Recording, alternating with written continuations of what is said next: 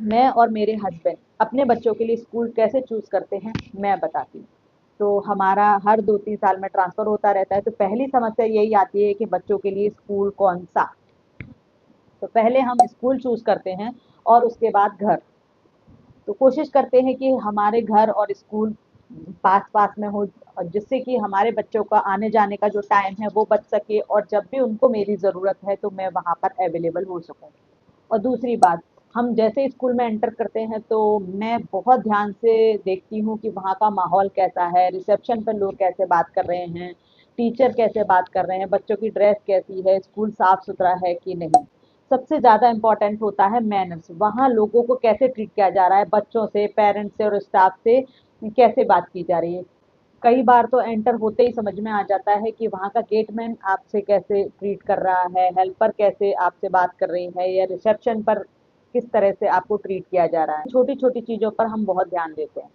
उसके बाद हम रिसेप्शन पर जाते हैं, वहाँ पर अगर डेडिकेटेड फीस स्ट्रक्चर के लिए कोई टीचर अवेलेबल है तो उनसे बात करते हैं, वरना सारी फीस स्ट्रक्चर समझते हैं।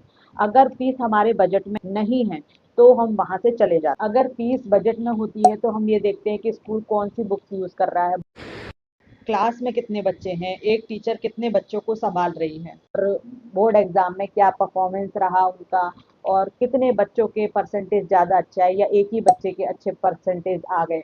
और ये जानने की भी कोशिश करते हैं कि क्या स्कूल के बच्चों को ट्यूशन की नीड होती है। अगर बच्चा स्कूल में ही पढ़कर अच्छा कर रहा है तो ये हमारे लिए सबसे अच्छा साइन होता है।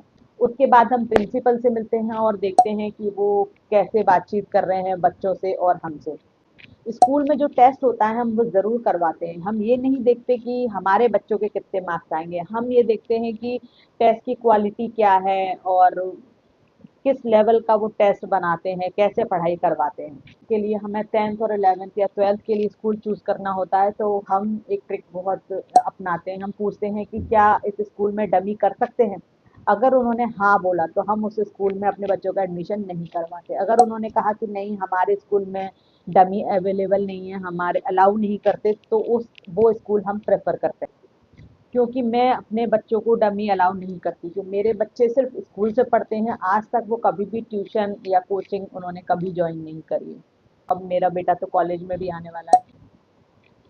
और हम ये भी देखते हैं कि पढ़ाई के अलावा बच्चों को और स्कूल में क्या सीखने को मिलेगा, और बड़े बच्चों के लिए हम ये देखते हैं कि उसमें करियर काउंसलिंग की सुविधा है कि नहीं, और ऐसा कोई टीचर काउंसलर अवेलेबल है कि जो बच्चों को इमोशनल नीड की ज़रूरत हो तो वो बच्चों के पास अवेलेबल हो, उनकी बात सुन सकें, बच्चे अपने मन की बात कह सकें।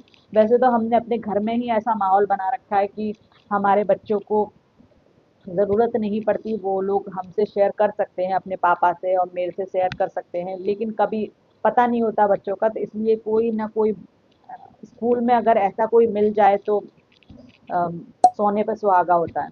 इन सारी चीज़ों को देखते हुए फाइनल डिसीजन हम लोग नहीं लेते, हमारे बच्चे खुद लेते हैं। हम लोग कई सारे स्कूल में विजिट करते हैं और उन सब में जो भी बच्चों को सही लगता है हम उस स्कूल में उनका एडमिशन करवाते हैं।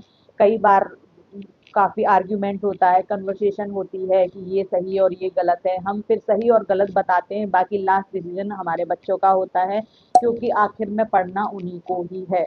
इसलिए स्कूल चूज़ करने का राइट भी उन्हीं का होता है, और हमारे बच्चों ने मतलब बहुत छोटे से लेकर अभी तक कॉलेज तक भी उन्होंने ही चूज़ किया है कि उनको किस स्कूल में जाना है। जो भी स्कूल आसपास में अवेलेबल होते हैं उनमें से हम कोशिश करते हैं बेस्ट चूज़ करने की।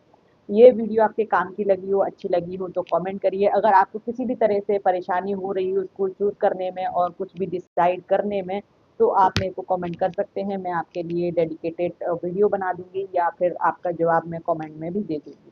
Thank you for watching. Bye bye.